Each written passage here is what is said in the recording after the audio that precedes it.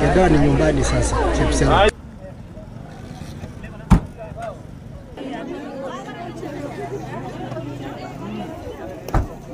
Nilikuwa nikielekea dukani,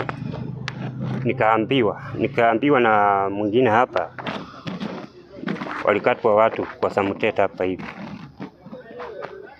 pamoja na mtoto yake ilikatwa. Nikahuzunika,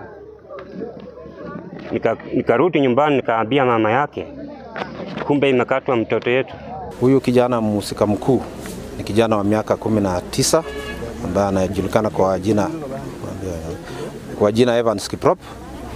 Huyu kijana, kulingana na historia ambayo tumeweza kupata, ni kijana amewahi kufungwa, amewahi kupelekwa approved school, na amewahi kushikwa na akatoroka, na ni kijana ambaye tunaweza kusema kwa Kiingereza ni mhalifu.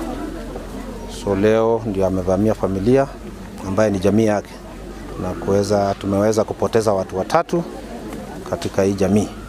Baada ya hiyo kisanga, wananchi ambao walishikwa na hamaki wakamvamia, na pia huyo mshukiwa amepoteza maisha yake.